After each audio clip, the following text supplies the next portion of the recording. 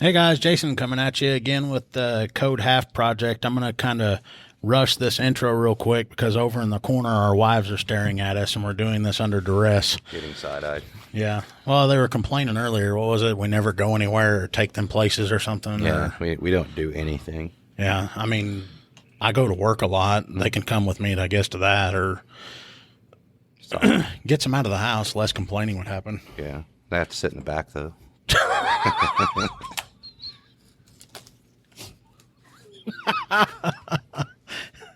Hey, you know how they used to? I don't think they have this stuff anymore. How you can like muzzle them and keep them quiet while they're back there. Oh, yeah. I mean, they'd got those spit masks. I wonder if we spit. could do that other stuff. Yeah. And I don't know anything about it. The what's the red ball thing that you'll see Oh, yeah. at the special stores? Special. I don't know. Keep them quiet in the car and at home. Oh, look out. She's throwing something. Okay. Okay. Anyway, we appreciate you guys being here again. I'm going to go ahead and just keep on talking. We're going to talk about cars. Like Whenever, the movie? Huh? Like the movie? Oh, no, not the movie. Oh, it's going to be like, ka-chow. No, like the, I love that movie. You know how like, when you're first starting, you're the new guy around. So you got to screw with everyone else. So that way you feel like you're a part of them or whatever. Because everybody gives you the third degree when you start and they're like, man, what's this guy like? Is he going to be the guy that shows up on the call? Is he cool and all that stuff? But, I had a supervisor that hated cats. And I'm pretty sure he hated cats. He never really talked about them a whole lot. Hell, he might love them for all I know. But we always had strays that ran around in our department. And he was training a rookie one night. And I told his rookie, I'm like, hey, I'm going to get a cat. He left his office unlocked. Oh, man. And I put that cat in there. And then I learned real quick that, man, you can't trust this rookie. Because as soon as I told him that I was putting that cat in there, all of a sudden the car comes back to the PD and they're going in the office and yeah, he's getting the cat out of it. But Ruined a good time. anyway, I'm having fun with it. And there was another time this cat, and I don't run up to him and pet him or whatever, but I'm standing out in the Sally port and this cat walks up to me and starts rubbing up against me and stuff. And this same guy I work with left his car unlocked. So naturally, I take the cat and throw into his car or whatever. And the car, I think it was still running, but it wasn't hot outside or whatever. And I go inside. We're inside and we're BSing and all that kind of stuff. Well, we're in there for like 45 minutes. I've forgotten all about the cat because we're laughing and all this stuff. Oh. And we walk outside and I'm looking, you can see through the door into the Sally port. There's a window cut out in it and there's red and blue lights flashing. And I'm like, what in the hell's going on? Because I didn't leave my shit on. Yeah. And we're walking out there, and my buddy, he all looks at me, and he's like, oh, yeah, somebody's got jokes, son. I was like, I don't know what you're talking about. Well, I'd forgotten about the cat.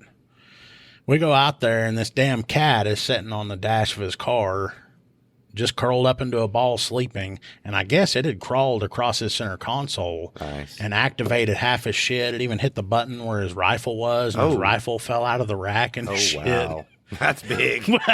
Well, and the thing that sucks is his car was unlocked too. Oh, yeah. I locked that shit after I put the cat in there. But could you imagine that cat run through there and unlock that, and then the car's unlocked and Can you everything? imagine what would have happened if he got a hot call and like the cat comes And his flying off shit's the dash? everywhere. The shit's everywhere and the cat comes flying off the dash at him? I was hoping the cat would stay in there and he would get a call and he wouldn't know about it. But I guess the cat alerted him to it. But I mean, I know that wasn't anything hilarious or whatever, but that just reminded me of the time, the stories of screwing with each other. And I ended up with a cat like that.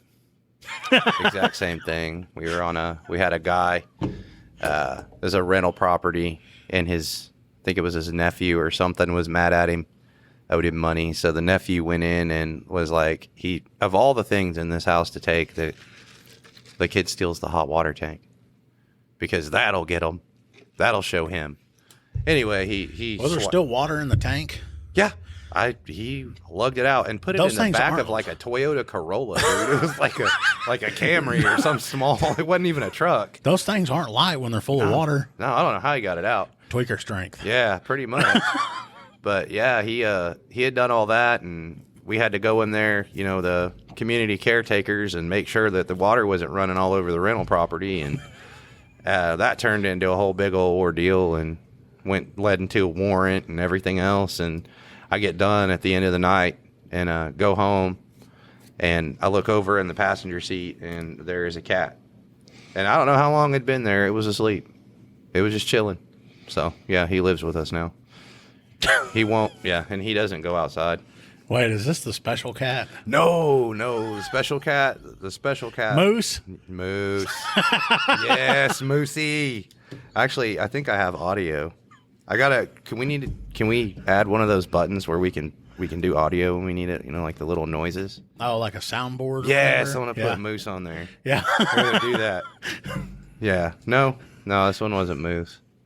This is Pudge, and he controls the weather. On my way out here, I was telling her about Moose. Oh yeah. And what was it, like a drop of flea spray or some man. shit, and then all of a sudden he wasn't acting right? Oh, dude. Yeah, so we had got him, and he was living with us and being cool. Well, we kept hearing this meowing outside, really tiny meowing, and ended up it was another kitten that was abandoned.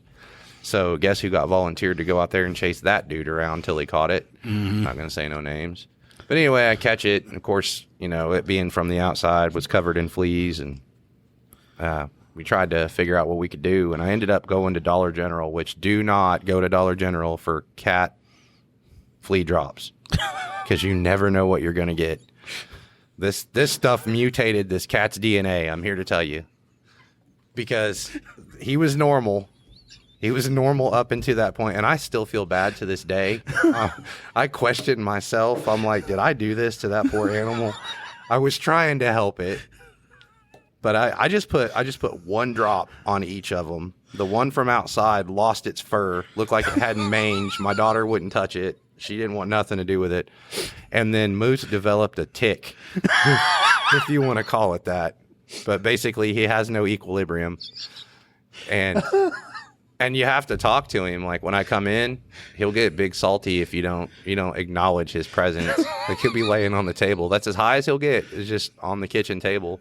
And you have to walk through and be like, "Hey, Moose," but you have to acknowledge he's there, or he will follow you around.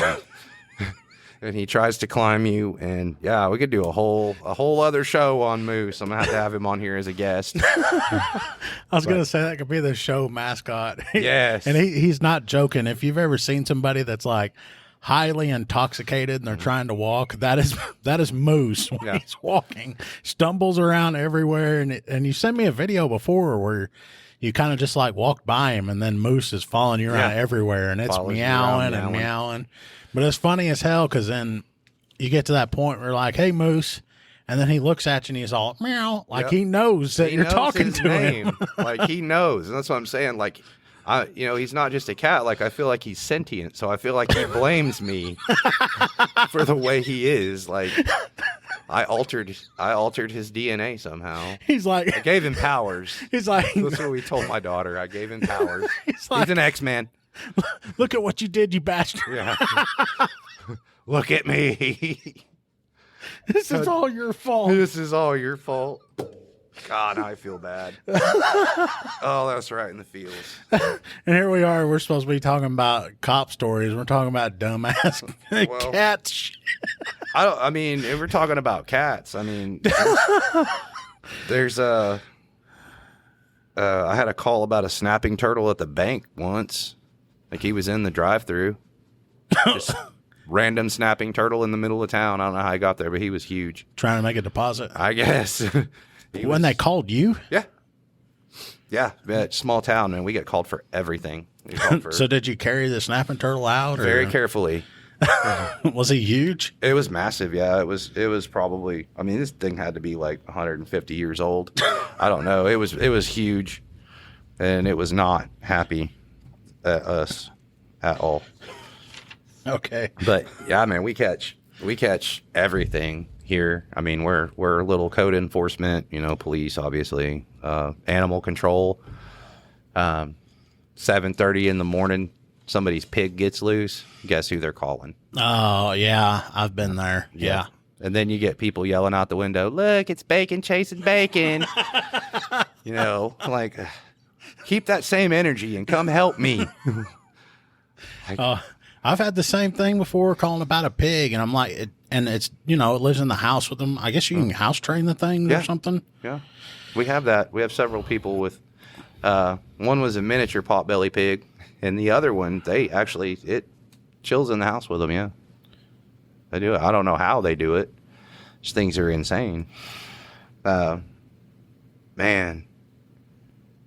Well, and I get a call one time of a pig being out, and we go over into the neighborhood, and we're looking for the thing, and and I hadn't been doing this for very long, and I'm asking the guy that I'm with, I'm like, "Are we really doing this?" And he was like, "Man," he goes, "It's a call for service, so we're going to help him out." And I'm like, "But it's a domestic pig. We're really going to come out here and look for this thing." Mm-hmm. And we're out there, it seemed like for an hour, walking around looking for this damn pig. And we finally are like, "Look, we can't do this all night. We tried. We'll keep an eye out for it." So we go to the house where the pig belongs, and the guy I'm with goes and knocks on the door, and I'm standing behind him, and I kind of look up the street. And I was like, "What the hell is that?" And I shine my light, and then I holler at my buddy. I'm like, "Hey, will you come look at this shit?" And he's like, "What?" And I was like, "Look at what's staring at me right now." And then the house over, this pig had walked around the edge of the house and was just standing there looking at me. And I'm like, "What the hell do I do now?" And they're trying to talk me into chasing it and all this shit. And they're wanting to take a pig. These people called their pig, and it came to them. Yeah, they're smart as dogs. I was like, holy shit. I was like, I cannot believe that. I'm watching this pig run up to him, comes over towards them, then it slows down, and then kind of like, when it gets near him, and then just walks in the damn house. And I'm like, did I really just witness this shit? I didn't think they were that smart.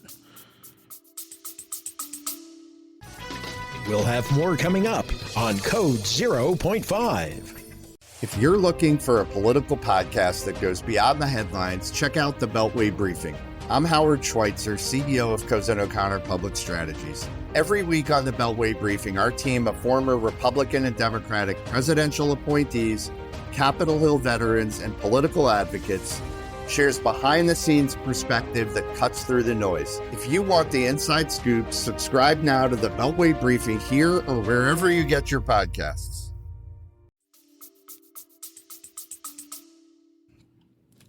Yeah, they're super smart. But we've pigs, definitely pigs. We've dealt with pigs. I'll tell you the ones I don't like. I mean, I'm not like super afraid of them, but like snake calls, like I don't. Yeah, I mean we'll go because I mean we want to try to help them, but like we got a call one time. This girl's, I think her husband was out of town, and she heard a noise in the back room, and she was freaked out. And so we go over there, and she's in the living room. She says she's armed with a knife, and, she thinks somebody's coming to get her. And we get there, go through the back, and you can't hear nothing. So we're like, all right, well, I open the door, and there's nothing. There's not even any windows in this room. So I'm like, what is going on? And she's like, I don't know. I heard something, though. I'm like, okay, well, I'm kind of looking. It's a smaller room, not very big. And I'm kind of looking around, and I turn to the right, and I'm looking, nothing. And I turn back to the left, and I shit you not, Anaconda was staring me in the face. This was the biggest snake I had ever seen. It was as big around as a 44-ounce Sonic cup for scale. It was huge, and it wrapped itself around the hot water tank for the heat. Damn. Yeah. And his name was Mater. Like from Cars? Yeah. Yeah. This guy, he had a pretty impressive snake collection, but he had like Mater and Maleficent, and Maleficent was apparently, what are that is an anaconda. That's a water snake. This one was like a big python or something. But yeah, he was staring me right in the face. Well, we end up having to grab this dude and like stuff him back in his enclosure, which was not something I really wanted to do, especially with it being that big. And you talk about strong. I mean, it was all there. But we ended up getting him stuffed back in his enclosure, and we took the guy had some telephone poles that he had cut into like 12-inch chunks. So we set those on top of the lid so that it couldn't get out. So we call it and we leave. About an hour later, we get a call back. She's like, "That there's another noise in the room." And I'm like, oh, no. And so I load up and we get over there. And my wife came with me on that. And sure enough, Mater had picked up the top of that enclosure and gotten back out again. And he was just there. I mean, it was huge. It was... He's probably wrapped around that hot water tank because it was warm. Probably. That or it was just insane snake. Like, I don't know. You've heard my response to snake calls. Yeah. Tell them good luck with that, Central. Yeah. Close it out. Yep. Close that one out. Because I'm not going. Yeah. No, I do not do snakes. You talk about not going to a call. There was a call. It was, I don't remember when it was, but it was cold. And they came across and said there was an MVA or motor vehicle accident. And it was a car versus bear is what they said. Every unit that was remotely even close to us, show me en route. And I really don't think it was because of like, are the people hurt, which is your number one priority. But this was, whoa, a car hit a bear. I got to go see this. Like, this is going on. TikTok. I'm going to talk to the warden and try to end up with a rug. Anyway, we get out there and we start looking, and first we check on the people, but then like everybody's trying to get to where this strike happened, and we get over there and it was a deer. So they were like, Central, it was not a bear, it was a deer. And then you can hear all the units. Okay, back 10-8. Like, they were upset. The excitement was gone. Yeah. Yeah, they wanted to see it. A lot of cow calls. I don't want to hear about that. That's your favorite thing. No, it's not. Yeah. Cow calls are awesome. Yeah, and then the people are in this belief that, that our state is a fence out state, not a fence in, and that they don't have to keep their cattle on their property and all this stuff. And I'm like, cow. Okay, well, if that's the case, then why am I even responding? Yeah, because it's in the road. Then I don't know. I get so tired of hearing about the animal thing. But anyway, we've been talking about dumb crap. We actually going to talk about something a little more serious. If you want to go serious, this is somewhat serious, that there was a party on the south side of town. This is kind of following along the same animal track thing we got going. But there was a party on the south side, and we were kind of watching it. We keep seeing people walk up and, a couple cars pull in. And we get to figuring out that it's a bunch of juveniles and their parents were gone. And so we start calling everybody up, call all the boys like, hey, we got this big party. We're going to go bust it. And once we get everybody around, we make a plan. Because, as soon as we pull up and red and blues come on, they're scattering. They're gone. Yeah. So we were trying to, get them contained. Well, we pull up. Naturally, they all scattered. And they went out in the woods and they were hiding. And I come walking up to the fence line, and I'm like, yeah, y'all need to come out, show me your hands, all that stuff. They're not listening. So I'm like, okay. And this is one of the few times that my Jedi mind tricks actually work, because I'm like, all right, look, you can come out or I'm going to release the dog. Kids just start piling out of the woods with their hands up. Talk about, okay, all right, here we go. We're right here. And we got them over there and got them all sit down, and we were starting to call parents, and it wasn't until then that they realized we didn't have a canine unit out there whatsoever, but it worked. Yeah, but one of these days I'll figure out you got to believe that, because we do have some around here, and you never know if we're releasing it or not. I went to the extent before, or I was on a call with a guy where we're looking for a dude that's got a warrant. We're going through the house. He's not there, and we're talking to the person that's in the home. We're like, look, we know he's here. Where's he at? And the guy's talking to you. He's like, look, dude, I'm telling you he's not here. And the whole time he's doing that, he keeps looking up at the ceiling. Oh. So we're like, oh, okay, dude's in the attic. And we go over there, open up the opening there to gain access to it. And we're hollering, hey, come on out, blah, blah, blah, and all that shit. And the guy that I'm with says, look, if you don't come out, I'm putting the dog up there, and the dog is coming after you. Yikes. And the guy's not saying nothing. He's not responding. Well, this guy that I'm with goes to the extent he starts barking like he's a dog. And I'm sitting there and I'm like, what the hell? This dude is not that stupid. He's not going to fall for this. And then the next thing you hear, he's, all right, I'm coming out. What? He's like, y'all just don't put that dog up here. I'm coming out. Well, the dude that was barking's laughing his ass off. Yeah. I'm just standing there. I'm like, what in the holy hell's going on? Did So we get just this work? guy. He's at gunpoint. You know, he gets out and we get him down, put handcuffs on him, and he's looking around and he goes, man, where's that dog? I was like, what are you talking about? He goes, that dog. He goes, I know he's here. I heard him barking, because I guess the guy had like a fear of him or whatever. Really? So the guy that was doing the barking is like, man, there ain't no dog here. And he's like, yeah, there was. He goes, I heard the dog barking. And he goes, oh, you did? And then the guy goes, woo, and starts barking like a dog. He looked down and goes, man, you got me effed up and all this stuff. And we're like, dude, there wasn't never no dog here. And I'm standing there. I'm like, man, I bet you feel like a dumbass, don't you? Oh yeah. The ones that jump in the attic, they ain't playing. We had a call about a disturbance, and we got over there, and the guy that's causing the disturbance is like, yeah, I'm arguing with my girlfriend. She won't do whatever, you know. And I'm like, wait, we got municipal for your girlfriend. Where's she at? Oh, she's in the house. She won't come out. So I was like, okay. And you know, that stuff never would have happened if that woman just listened to what he said. Mm-hmm. Pretty much. Multiple things could be solved if that would happen. Yeah. But yeah, we're getting evil-eyed over here. This might be our last episode. If anything happens to us, there will be a series of clicks. It's going to be Morse code.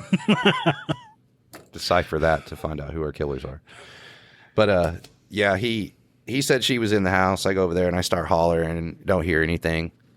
And she won't come out. Well, the homeowner comes in and she's like, what are y'all doing here? And she comes pulling up, you know, and I was like, hey, so there's a disturbance here, but he's saying, you know, him and his girlfriend got into it and says she's here. Do you mind if we go in and look? And she's like, oh, sure. And I should have known by then, you know. Anyway, she was trying to play it off like she wasn't there and she didn't know she was there and all that. So like, all right, well, I go in, and as I'm walking through the house, I'm hollering for her. I'm like, come on, Sherry, just come out. Come on, we can get this taken over, you know, get this over with pretty quick. And I start hearing movement up in the attic. So I'm like, okay, well, where's the crawl holes at? And I used to do heat and air, so I ain't worried about getting in no attic. I'm like, all right. And the lady's like, oh, I know there's one over there in the kitchen, and then there's one out here in the garage. I was like, okay. So I go to the one in the kitchen, and I'm hollering, come on, Sherry, let's go. Get down. Get out of the attic. Don't do it. So I'm talking to my partner, and he's trying to get a stick to push the other one up. Well, there was no like actual access, and we didn't have a ladder, so to get up there, he was having to boost me up. So I would walk from one end of the house, and she would go to the other, and it was just back and forth. Finally, I actually climbed up in the attic. I'm like, I'm dragging her out. Done. I climbed around up there. I was like, where did she go? There's no way. I come down, dude. I'm sweating and filthy and covered in crap and insulation, and her mom was standing in the hallway. And so I'm like, okay, look, where's she at? Just tell her to come on. And she's like, I don't know what you're talking about. And right there, we were right next to the what would be the furnace closet. And I started hearing like little weird noises. And I opened the door, and sure enough, there she is. She's wedged between the wall and the furnace. I was like, get the fuck out of here right now. I hooked her, and I was like, you know you're getting another charge, right? In addition to the warrant. And she's like, yeah, I'm sorry. Was she actually up in the attic? Yeah, she had been going back and forth. And then when I said, all right, I'm coming up there, she actually dropped down into that furnace closet and wedged herself between the two, but she got stuck. Those are some tight-ass places. Yeah. Yeah. Well, she's not a very big person, so it was... There wouldn't be no getting stuck with me. They'd be like, it ain't happening. I ain't going down there. Shoot. I've seen in some of those, and there ain't no damn space around those things. No, there was, she's pretty small. She's on that Jenny Crank diet, so she was able to fit pretty easily. Okay, guys, well, we're going to close this one out. I guess we can close it out on the Crank diet, but we're going to thank you guys for joining us on the Code .5 podcast. Make sure to visit us online at www.code05.co. where you can subscribe to the show on iTunes or Spotify or any of your favorite podcast players. And while you're at it, go ahead and leave us a review online, and we'd appreciate it. But until then, you guys take care of yourselves.